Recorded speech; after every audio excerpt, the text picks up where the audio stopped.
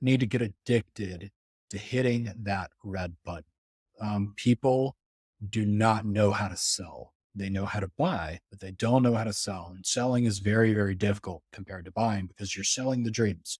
But the reality is, the biggest concern that people have when they hit the red button is that I do have this amazing entry. And if this is the one, that trade that is going to define my entire career, and I'm that guy that took profit at 3 to 5x, I couldn't live with myself. But the reality is that if this is the one, this is that career defining trade, which probability suggests it is not, right? Ever. Okay. But if you sell 20, 30% of your bag because you're 3x up and you just get that money out, right? Feels good to pay yourself. And it's the one, you're still going to make it. You still have enough skin in the game to make it. It goes another 3x. I'm going to take 20 more percent out. Okay. If it's still the one and destined to go 100x from there, you still have plenty of bag to make it. But this accounts for the probability that it's not the one, which it never is. So people need to get addicted to the red button. I love selling, it's the best feeling in the world because when you're selling, you're moving, the needle forward. You're making progress, incremental growth of your portfolio. Because my entire strategy is, I have a base, I've got an amazing rotator portfolio and you've got a base. And this base might be, 4 bags. It might be 6 bags. You need to have enough size in these bags to matter.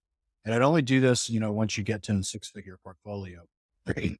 But when you start, having whatever run and things, don't just buy random shit. You want to put yourself in a good position for things to run. Like for right now, like RWA sector, real world assets is hot. You look at the AI, you look at the memes. So maybe you have a little bit of exposure to every bucket and you have these gems that other people haven't talked about. The chart looks great. The holder distribution looks great. These things have upcoming catalysts. And one day you say, okay, I had this bag in the RWA sector that some big influencers just discovered. And, he's talking about now, this is something I have to be mindful of. I'm not my own built-in marketing engine anymore. I need to think about what things will be discovered. What things will be talked about. Because once again, I said this earlier, at the end of the day, what's going to get the eyeballs, right? And what's going to bring the eyeballs is somebody, important talking about this or noticing it or buying it or something like that. And you've got 1 out of 5 bags that you have, okay, that does this 3x in a day. Well, guess what? If you sell 30% of that bag right then and there, you can now buy a brand new bag, right? That hasn't pumped yet, that is the same initial size of all your other bags. So now you have 6 bags. You use these opportunities and these multiples to spawn new opportunities and bags for yourself. And you continue to do this. And what this actually does is, it gives you broader exposure to everything. The more things that you have, the more compounding opportunities, the more often you're going to be able to do this.